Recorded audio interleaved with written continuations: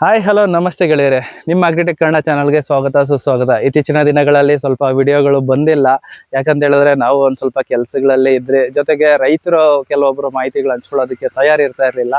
So ಆ ಕಾರಣಕ್ಕೆ ನಿಮ್ಮ ಮುಂದೆ ವಿಡಿಯೋ ಜೊತೆಗೆ ನಾನು ಬಂದಿರಲಿಲ್ಲ. ಇವತ್ತು ಮಳೆ ಬಿದ್ದಿದ್ದ ಕಾರಣ ಸ್ವಲ್ಪ ಫ್ರೀ ಆಗಿದ್ದೀನಿ ಅಂತ ಹೇಳ್ಬಿಟ್ಟು ಸ್ವಲ್ಪ ಹೊರಗಡೆ ಬಂದಿರ್ತೀರಿ. ಸೊ ಬಂದಾಗ ಈಗ ನಮಗೆ ಮೊದಲನೇದಾಗಿ ಒಂದು ವಿಡಿಯೋ ಮಾಡಿರ್ತೀರಿ. ಯಾವುದ್ರ ಬಗ್ಗೆ ಅಂತ ಹೇಳಿದ್ರೆ, ಇಲ್ಲಿ ನೀವು ನೋಡ್ತಾ ಇರ್ಬೋದು ಸೌತೆಕಾಯಿ ಆಲ್ ಟೈಮ್ ಫೇವರೇಟ್, ಎಲ್ಲದಕ್ಕೂ ಸೈಡ್ ಡಿಶು. ಎಲ್ಲ ಉಪ್ಪು ಖಾರ ಹಾಕೊಂಡ್ರೆ ಊಟದ ಜೊತೆಗೂ ಚೆನ್ನಾಗಿರ್ತದೆ, ಇನ್ನೊಂದ್ರ ಜೊತೆಗೂ ಚೆನ್ನಾಗಿರ್ತದೆ. ಸೊ ಇನ್ನೊಂದು ಅಂತ ಹೇಳೋದು ನೀವೇ ಅರ್ಥ ಮಾಡ್ಕೊಳ್ಳಿ, ಓಕೆನಾ? ಇದೆಲ್ಲ ಬೇಡ. ಸೊ ಈ ಒಂದು ಬೆಳೆ ಬಂದು ಯಾವ ತಳಿ ಮಾಡಿರ್ತಾರೆ, ಮತ್ತೆ ಇನ್ನೊಂದು ಮುಖ್ಯವಾದ ವಿಚಾರ ಏನಂತ ಹೇಳಿದ್ರೆ, ಇದು ಆಲ್ರೆಡಿ ಬೀನ್ಸು ಬೆಳೆ ಮಾಡಿದ ನಂತರ ಮತ್ತೆ ಮಾಡಿರುವಂತ ಬೆಳೆ, ಎರಡನೇ ಬೆಳೆಯಾಗಿ ಅದೇ ಬೆಡ್ಡಲ್ಲಿ ಸೌತೆಕಾಯಿನ ಮಾಡಿರ್ತಾರೆ.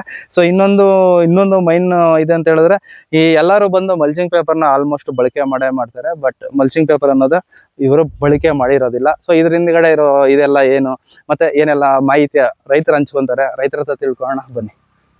ಸರ್ ನಮಸ್ಕಾರ. ನಮಸ್ಕಾರ ಸರ್. ಸರ್ ನಿಮ್ಮ ಹೆಸರು ಮತ್ತೆ ನಿಮ್ಮೂರು? ನಮ್ಮ ಹೆಸರು ನಾಗೇಶ್ ಅಂತ. ನಮ್ಮ ಊರು ಹಸಡಹಳ್ಳಿ ಅಂತ. ಹಸಡಹಳ್ಳಿ. ಸರ್ ಎಷ್ಟು ವರ್ಷಗಳಿಂದ ನೀವು ಕೃಷಿ ಮಾಡ್ತಾ ಬಂದ? ನಾವೊಂದು 3 ವರ್ಷದಿಂದ ಮಾಡ್ತಾ ಇದ್ದೀವಿ. 3 ವರ್ಷದಿಂದ. ಅದಕ್ಕೆ ಮೊದಲು ಸರ್? ಅದಕ್ಕೆ ಮೊದಲು ಇಲ್ಲ. ಏನ್ ಬೇರೆ ಕೆಲಸ ಏನ್ ಮಾಡ್ತೀವಿ? ಬೇರೆ ಕೆಲಸ ಅಂದ್ರೆ ಟೈಲರ್ ಕೆಲಸ ಮಾಡ್ತಾ ಇದ್ರಿ. ಸೊ ಕೃಷಿಗೆ ಬರೋದಕ್ಕೆ ಏನ್ ಸರ್ ಒಂದು ಕಾರಣ ಅಂತ ತಿಳ್ಕೊಬೋದಾ? ತಿಳ್ಕೊಬಹುದು. ಹೇಳಿ ಸರ್, ಹೆಂಗೆ ಅಂತ. ಈಗ ಟೈಲರಿಂಗ್ ಕೆಲಸ ಮಾಡ್ತಾ ಇದ್ರಿ? ಟೈಲರಿಂಗ್ ಕೆಲಸ ಮಾಡ್ತಾ ಇದ್ರೆ ಏನೋ ಬಿಸ್ನೆಸ್ ಸ್ವಲ್ಪ ಕಡಿಮೆ ಆಗಿತ್ತು. ಆಮೇಲೆ ಏನೋ ಬೋರ್ ಹಾಕಿ ಏನೋ ನಮ್ಮ ಕೃಷಿ ಮಾಡೋಣ ಅಂತ ಬಂದಿದ್ವಿ. ಮೊದ್ಲು ನೀರ್ ಇರ್ಲಿಲ್ಲ, ನೀರ್ ರೆಡಿ ಮಾಡಿ ಈಗ ಕೃಷಿ ಕ್ಷೇತ್ರಕ್ಕೆ ಬಂದಿದ್ವಿ. ಸರ್ ಈಗ ನೀವು ನೋಡ್ದಂಗೆ, ನೀವು ಈಗ ಒಂದು 3 ವರ್ಷಗಳಿಂದ ಏನೆಲ್ಲ ಒಂದು ಬೆಳೆಗಳನ್ನ ಬೆಳೀತಾ ಬಂದಿದ್ದೀರಾ? ನಾವು ಟೊಮಾಟೊ, ಬೀನ್ಸ್, ಆಮೇಲೆ ಸೌತೆಕಾಯಿ, ಆಮೇಲೆ ನೌಕಲ್ಲು, ಕ್ಯಾರೆಟ್ ಇಷ್ಟು ಮಾಡಿದ್ವಿ. ಎಲ್ಲ ಒಂದು ಲೆಕ್ಕಾಚಾರಕ್ಕೆ ತರಕಾರಿ ಬೆಳೆಗಳೆಲ್ಲ ಮಾಡಿದೀರಾ? Okay sir. ಈಗ ಇಲ್ಲಿ ನೋಡೋದಾದ್ರೆ ನಾವು ನೋಡ್ತಿರೋದು ಬಂದು ಎರಡನೇ ಬೆಡ್ ಅಲ್ಲಿ, ಅಂದ್ರೆ ಈಗ ಆಲ್ರೆಡಿ ಒಂದು ಬೀನ್ಸ್ ಬೆಳೆನ ಮಾಡಿರ್ತೀರಾ. ಆ ಬೀನ್ಸ್ ಬೆಳೆ ಆದ ನಂತರ ಬಂದು ಈ ಒಂದು ಸೌತೆ ಬೆಳೆನ ಮಾಡಿರ್ತೀರಾ. ಸರ್ ಮೊದಲನೇದಾಗಿ ಏನಂತ ಹೇಳಿದ್ರೆ, ನಾವು ಈಗ ತಳಿ ನೋಡೋದಾದ್ರೆ ಗಿಡ ತುಂಬಾ ಹೆಲ್ತಿಯಾಗಿ ಚೆನ್ನಾಗಿದೆ. ಇಲ್ಲಿ ನೋಡೋದಾದ್ರೆ ಫ್ರೂಟ್ ಸೆಟ್ಟಿಂಗ್ ಎಲ್ಲ ಚೆನ್ನಾಗಿದೆ. ಸರ್ ಯಾವ್ದು ಸರ್ ತಳಿ ಇದು? ಇದು ರಾಧೆ ಅಂತ. ಓಕೆ ಸರ್, ತಳಿ ವಿಚಾರ ಆಯ್ತು ಸರ್. ಈಗ ಎಲ್ಲಾರು ಬಂದು ಬೇಸಿಗೆದಲ್ಲಿ ಒಂದ್ ಸ್ವಲ್ಪ ನೀರಿನ ತೊಂದರೆ ಆಗ್ಬೋದು, ಇಂಥ ತೊಂದರೆಗಳಿಗೆಲ್ಲ ಬಂದು ಪೇಪರ್ ಬೆಡ್ ಮಾಡಿ ಮಾಡ್ತಾರೆ. ನೀವು ಇಲ್ಲಿ ನೋಡೋದಾದ್ರೆ ಪೇಪರ್ ಬೆಡ್ ಏನು ಮಾಡಿಲ್ಲ, ಈಗ ನಾರ್ಮಲ್ ಆಗಿ ಓಪನ್ ಬೆಡ್ ಅಲ್ಲೇ ಹಾಗೆ ಮಾಡಿದೀರಾ? ಸರ್ ಏನ್ ಸರ್ ಕಾರಣ ಇದು? ಕಾರಣ ಅಂದ್ರೆ ಗೊಬ್ಬರ ಕೊಟ್ಟು ಇದ್ ಮಾಡಿದ್ರೆ ಆಗ್ತದೆ. ನೀವು ಅಂತ ಹೇಳಿದ್ರೆ ಈಗ ಮಣ್ಣು ಯಾರ ಹಾಕೋ ಟೈಮಲ್ಲಿ ಗೊಬ್ಬರಗಳು ಕೊಟ್ರೆ ಚೆನ್ನಾಗುತ್ತೆ ಅಂತ ನಿಮ್ಮ ಅನಿಸಿಕೆ? ಓಕೆ.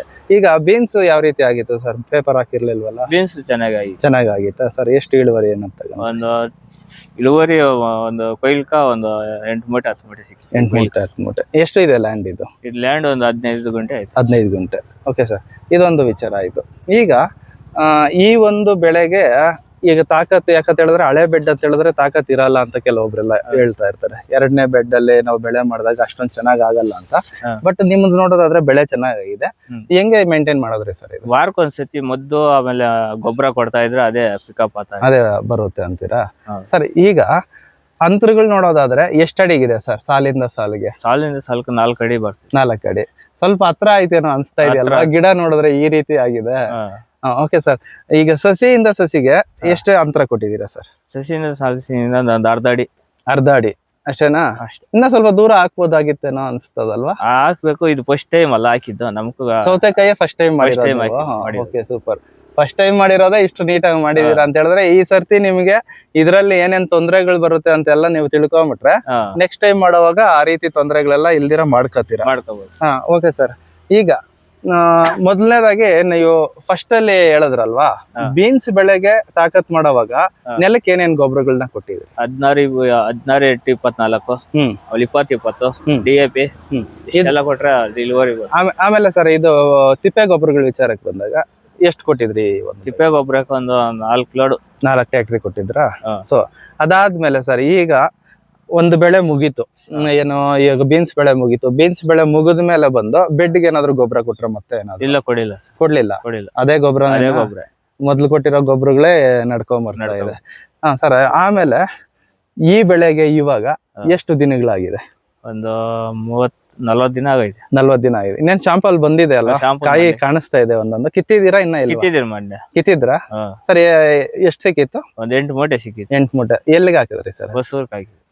ಬೆಲೆಗಳು ಏನಿದೆ ಸರ್ ಈಗ? ಬೆಳೆಗಳು ಮಾಮೂಲಿ ಒಂದು 800 900. 800 900 ಅಂದ್ರೆ ಎಷ್ಟು ಕೆಜಿ ಚೀಲ? 55 kg. 55 ಕೆಜಿ ಚೀಲ 800 900 ರೂಪಾಯಿ. ಆ ಲೆಕ್ಕಾಚಾರಕ್ಕೆ ಒಂದು 17 18 ರೂಪಾಯಿ ಆ ರೇಟ್ ಅಲ್ಲಿ ಇದೆಯಾ? ಆ ರೇಟಲ್ಲಿ. ಈ ರೇಟ್ ಅಲ್ಲಿ ನಿಮ್ಗೆ ಕಡೆ ತನಕ ಏನಾದ್ರು ಇತ್ತು ಅಂತ ಹೇಳಿದ್ರೆ ಓಕೆನಾ ಸರ್? ಓಕೆ. ಒಂದ್ ಸ್ವಲ್ಪ ದುಡ್ಡು ಆಗುತ್ತಲ್ವಾ? ಆಗುತ್ತೆ. Okay sir. ಈಗ ಇನ್ನೊಂದು ವಿಚಾರಕ್ಕೆ ಬರೋಣ. ಈಗ ಡ್ರಿಪ್ ಗೊಬ್ಬರಗಳು ಸಾಮಾನ್ಯವಾಗಿ ನಾವು ಎಷ್ಟೇ ಮೂಟೆ ಗೊಬ್ಬರ ತಿಪ್ಪೆ ಗೊಬ್ಬರ ಕೊಟ್ರೇನೋ ಗಿಡ ಸ್ವಲ್ಪ ಚೆನ್ನಾಗಿ ಬರ್ಬೇಕಂತ ಹೇಳಿದ್ರೆ ಡ್ರಿಪ್ ಗೊಬ್ಬರ ಬಳಕೆ ಕಾಮನ್ ಆಗಿ ಮಾಡೇ ಮಾಡ್ತೀರಿ. ಸೊ ನೀವು ಎಲ್ಲ ಯಾವೆಲ್ಲ ಗೊಬ್ಬರಗಳನ್ನ ಕೊಟ್ಟಿರ್ಬೋದು ಇದಕ್ಕೆ? 19 ಅಲ್ಲು, ಆಮೇಲೆ 1261, ಆಮೇಲೆ 824 ಕೊಟ್ಟಿದ್ವಿ. 824 ಇದು 3 ಗೊಬ್ಬರ ಇವಾಗವರೆಗೂ ಕೊಟ್ಟಿದ್ದೀರಾ. ಅದು ಬಿಟ್ರೆ ಸರ್ ಇನ್ನೇನಾದ್ರು ಇನ್ನೊಂದು ಕೊಡ್ಬೇಕು, ಲಘು ಪೋಷಕಾಂಶಗಳು ಮೈಕ್ರೋ ನ್ಯೂಟ್ರಿಯೆಂಟ್ಸ್ ಆ ತರದ್ದು ಏನಾದ್ರು ಕೊಟ್ಟಿದ್ದೀರಾ? ಕೊಡ್ಬೇಕು. ಹೌದಾ? ಓಕೆ. ಕೊಡಿಲ್ಲ. ಇನ್ನ ಕೊಡ್ಲಿಲ್ಲ. ಈಗ ಸರ್ ಇವಾಗ ಕಟಿಂಗ್ ಸ್ಟಾರ್ಟ್ ಆದ್ಮೇಲೆ ಎಷ್ಟು ದಿನ ಕೊಯ್ಲು ಬರ್ಬೋದು ಅಂತ ನಿಮ್ಮ ಎಕ್ಸ್ಪೆಕ್ಟೇಷನ್ ಇದೆ? ಒಂದು 4-5 ಕೊಯ್ಲು ಬರ್ಬೋದು. 4-5 ಕೊಯ್ಲು ಅಷ್ಟು ಬೇಗ ಎಲ್ಲ ಮುಗಿಯುತ್ತಾ ಇದು? ಮುಗಿಯುತ್ತೆ. Okay sir. ಈಗ ಮಳೆಗಳು ಬಂದು ಈ ನಡುವೆ ತುಂಬಾನೇ ಆಗ್ತಾ ಇದೆ, ನೀವು ನೋಡಿದೀರಾ. ಅಂದ್ರೆ ವಾರದಲ್ಲಿ ಒಂದು 3 ದಿನ 4 ದಿನ ಮಳೆ ಆಗ್ತಾ ಇದೆ, ಗಾಳಿನೂ ಜಾಸ್ತಿ ಇದೆ. ಇವಾಗ ಈ ಟೈಮಲ್ಲಿ ಬಂದು ರೋಗ ಲಕ್ಷಣಗಳು ಸ್ವಲ್ಪ ಜಾಸ್ತಿನೇ ಇರುತ್ತೆ. ಈಗ ಇಲ್ಲಿ ನೋಡೋದಾದ್ರೆ ಇಲ್ಲಿ ನೋಡಿ, ಇದು ಡೌನಿ ಮಿಲ್ಡೋ ಅಂತ ಏನೋ ಕರೀತಾರಲ್ವಾ, ಇದು ಬಂದಿರೋದು. ಸೊ ಇದನ್ನ ಸಮಗ್ರವಾಗಿ ನಿರ್ವಹಣೆ ಮಾಡೋದಕ್ಕೆ ಯಾವ ತರ ನೀವು ಐಡಿಯಾ ತಗೊಂಡಿದ್ದೀರಾ? ಔಷಧಿ ಹೊಡ್ಕೋಣ. ಎಷ್ಟು ದಿನಕ್ಕೊಮ್ಮೆ? ವಾರಕ್ಕೊಂದು ಸತಿ ಹೊಡಿಯಬೇಕು. ಗ್ಯಾರಂಟಿ ಹೊಡಿ. ಆಮೇಲೆ ವಾರಕ್ಕೊಂದ್ ಸತಿ ಹೊಡಿಯಬೇಕು. ಗೊಬ್ಬರನು ಹಂಗೆ ಕೊಡ್ಬೇಕು. ಗೊಬ್ಬರನು ಈ ಒಂದು ವಿಸ್ತೀರ್ಣಕ್ಕೆ ಎಷ್ಟು ಒಂದು 2-3 kg ಗೊಬ್ಬರ ಕೊಡ್ತೀರಾ? ಡ್ರಿಪ್ ಗೊಬ್ಬರ ಒಂದು 4 ಸರ್. ಈಗ ಮಳೆಗಾಲದಲ್ಲಿ ನಾವು ಬಂದಾಗ ಕಳೆ ಅನ್ನೋದು ವಿಪರೀತ ಇರುತ್ತೆ. ಈಗ ಇಲ್ಲಿ ನೋಡೋದಾದ್ರೆ ಕಳೆನೂ ಜಾಸ್ತಿ ಇದೆ ಸರ್. ಹೆಂಗೆ ಇದೇನ್ ಕಳೆ ವರ್ಸಿಲ್ವಾ ಹೆಂಗೆ ಅನ್ನೋದು? ವರ್ಷಿದ್ರು ಒಂದ್ಸತಿ, ಮಳೆಗಳು ಜಾಸ್ತಿ ಆಗಿ ತೇವಾಂಶ ಜಾಸ್ತಿ ಆಗಿ ಆಗಿರೋದು. ಮತ್ತೆ ಏನಾದ್ರು ವರ್ಸ್ತೀರಾ? ಇದು ಆಗಲ್ಲ. ಈಗ ನೀವ್ ಹಂಗಾದ್ರೆ ಹೇಳೋದಾದ್ರೆ ಇನ್ನೊಂದ್ 4-5 ಕಟಿಂಗ್ಗೆ ಒಂದು 5-6 ಕಟಿಂಗ್ ಮುಗ್ದೋಗುತ್ತೆ ಅಂತೀರಲ್ವಾ? ಎಷ್ಟ್ ದಿನಕ್ಕೆ ಒಂದ್ಸಲಿ ಕಟಿಂಗ್ ತೆಗಿತೀರಿ? ಒಂದು 3 ದಿನಕ್ಕೊಂದ್ಸತಿ. 3 ದಿನಕ್ಕೆ ಒಂದ್ಸಲಿ. ಆ ಲೆಕ್ಕಾಚಾರಕ್ಕೆ ಇರೋ ಒಂದು 15 ದಿನ ಕಳೆಯನ್ನು ವರ್ಸೋ ಅವಶ್ಯಕತೆ ಇಲ್ಲ. ಕಳೆನಾಶಕ ನೀವೇನು ಬಳಕೆ ಮಾಡಲ್ವಲ್ಲ? ಮೊದ್ಲು ಒಂದ್ಸಲಿ ವರ್ಸಿದೀನಿ ಅಂತ ಹೇಳಿದೀರಾ, ಈಗ ಕಳೆನಾಶಕನು ನೀವು ಬಳಕೆ ಮಾಡ್ದಂಗಿಲ್ಲ. ಯಾಕೆ ಸರ್ ನೀವೇನು ಕಳೆನಾಶಕ ಎಲ್ಲ ಬಳಕೆ ಮಾಡೋದಿಲ್ವಲ್ಲ? ಇಲ್ಲ ಸರ್. Super sir. ಹಂಗೆ ಇಟ್ಕೊಳ್ರಿ ನೆಲನ. ನೀವು ಕಳೆನಾಶಕ ಎಷ್ಟು ಬಳಕೆ ಮಾಡಿದಿರ ಇಟ್ಕೊಂತೀರ ನೆಲ ಅಷ್ಟೇ ಚೆನ್ನಾಗಿರುತ್ತದೆ. ಈಗ ಈ ಒಂದು ಬೆಳೆನ ಬಂದು ಆಲ್ರೆಡಿ ಬೀನ್ಸ್ ಹಾಕಿದಿರಲ್ಲ, ಅದೇ ಬೆಡ್ ಅಲ್ಲೇ ಮಾಡಿರೋದ್ರಿಂದ ನಿಮ್ಗೆ ಖರ್ಚು ಅನ್ನೋದು ಎಷ್ಟು ಬಂದಿರಬಹುದು ಈ ಬೆಳೆಗೆ? ಖರ್ಚು ಒಂದು 15,000 ಬಂದಿರ್ತದೆ. 15,000 ಅಷ್ಟೇ. ನೀವು ಫಸ್ಟ್ ಇಂದ ಬೆಡ್ ಕಡ್ಡಿ ಎಲ್ಲ ಮಾಡ್ಬೇಕಂದ್ರೆ ಇನ್ನ ಜಾಸ್ತಿ ಬರ್ತಾ ಇತ್ತು. ಈಗ ಒಂದು 15,000ಕ್ಕೆ ಈ ಬೆಳೆ ಅನ್ನೋದನ್ನ ಮಾಡ್ಬಿಟ್ಟಿದೀರ. ಈಗ ಈ ಒಂದು ವಿಸ್ತೀರ್ಣಕ್ಕೆ ಒಂದು ಇಳುವರಿ ನೀವು ಎಕ್ಸ್ಪೆಕ್ಟ್ ಮಾಡೋದಾದ್ರೆ ಎಷ್ಟು ಮಾಡ್ತೀರಾ ಅಂತ? ಅಂದ್ರೆ ಎಷ್ಟು ಇಳುವರಿ ಬರ್ಬೋದು ಅಂತ ಏನಾದ್ರು? ಬರ್ಬೋದು ಒಂದು 4-5 ಟನ್. 4-5 ಟನ್. ಈ ರೇಟಲ್ಲಿ 4-5 ಟನ್ ಬಂದ್ರೆ ನೀವು ಹಾಕಿರೋ ಬಂಡವಾಳಕ್ಕೆ ಏನೋ ಮೋಸ ಇಲ್ಲ. ಒಂದು 2 ತಿಂಗಳು 2.5 ತಿಂಗಳ ಒಳಗಡೆ ಎಲ್ಲ ಮುಗ್ದೋಗುತ್ತಾ ಬೆಳೆ? ಓಕೆ. ಸ್ನೇಹಿತರೆ ನೋಡಿದ್ರಲ್ವಾ? ಸೊ ರೈತರು ಬಂದು ಒಂದು ವಿಭಿನ್ನವಾಗಿ ಯೋಚನೆ ಮಾಡೋದಂದ್ರೆ ಕೃಷಿಯಲ್ಲಿ ಒಂದು ಹಣದ ಉಳಿತಾಯ ಅಂತ ಹೇಳಿದ್ರೆ ನೋಡಿ ಇದೇ ರೀತಿಯಲ್ಲೇ ಮಾಡಬೇಕಾಗುತ್ತೆ. ಯಾಕಪ್ಪ ಅಂತ ಹೇಳಿದ್ರೆ ಒಮ್ಮೆ ಬೆಡ್ ಮಾಡ್ಬಿಟ್ಟು ಅದ್ರಲ್ಲಿ ಒಂದು ಬೆಳೆ ತೆಗೆದ್ಬಿಟ್ಟು ನಂತರ ಅದರಲ್ಲಿ ಮತ್ತೆ ಉಳುಮೆ ಮಾಡಿ ಮತ್ತೆ ಸ್ಟ್ರಕ್ಚರ್ ಎಲ್ಲ ತೆಗೆದು ಮತ್ತೆ ಹಾಕ್ಬೇಕಂತ ಹೇಳಿದ್ರೆ ಎಷ್ಟೋ ದುಡ್ಡು ಅನ್ನೋದು ಖರ್ಚಾಗುತ್ತೆ. ಸೊ ಈ ರೀತಿ ಒಂದು ಮೆಥಡ್ನ ಫಾಲೋ ಮಾಡ್ಕೊಂಡ್ರೆ ಖಂಡಿತ ಒಂದ್ಸಲಿ ಬೆಳೆ ಹಾಕಿ ಅದರಲ್ಲೇ ಇನ್ನೊಂದು ಬೆಳೆ ತೆಗೆದಾಗ ಎಷ್ಟೋ ಒಂದು ದುಡ್ಡು ನಮ್ಗೆ ಉಳಿತಾಯ ಆಗುತ್ತೆ. ಅಂದ್ರೆ ನೆಲದ ಉಳುಮೆ ಆಗಿರ್ಬೋದು, ಗೊಬ್ಬರಗಳ ವಿಚಾರ ಆಗಿರ್ಬೋದು, ಜೊತೆಗೆ ಇನ್ನ ಬೆಡ್ ಕಟ್ಟೋದಾಗಿರ್ಬೋದು, ಇದೆಲ್ಲ ಒಟ್ಟಾರೆ ಬಂದು ನಮ್ಗೆ ಉಳಿತಾಯ ಅನ್ನೋದಾಗುತ್ತೆ. ಸೊ ಈ ಒಂದು ಮೆಥಡ್ನ ಫಾಲೋ ಮಾಡಿಕೊಂಡು ಈಗ ಸರ್ ಅವರು ಈ ರೀತಿ ಒಂದು ಚಂದಾಗಿ ಬೆಳೆನ ಬೆಳೆದಿರ್ತಾರೆ. ಸೊ ಅವ್ರಿಗೆ ನಿಮ್ಮ ಕಡೆಯಿಂದ ಒಂದು ಒಳ್ಳೆ ಬೆಲೆ ಸಿಕ್ಲಿ, ಒಳ್ಳೆ ಬೆಳೆನೂ ಆಗ್ಲಿ ಅಂತ ಹೇಳ್ಬಿಟ್ಟು ಒಂದು ದೇವರಲ್ಲಿ ನೀವು ಒಂದು ಪ್ರಾರ್ಥನೆ ಮಾಡಿ ನಾವು ಅವರಿಗೆ ಒಂದು ಶುಭ ಹಾರೈಸ್ತೀರಿ. ಸರ್ ಇಷ್ಟೆಲ್ಲ ಮಾಹಿತಿ ನಮ್ಮ ಜೊತೆ ಹಂಚ್ಕೊಳ್ಳಿದ್ದಕ್ಕೆ ನಿಮ್ಗೆ ಧನ್ಯವಾದಗಳು. Okay sir.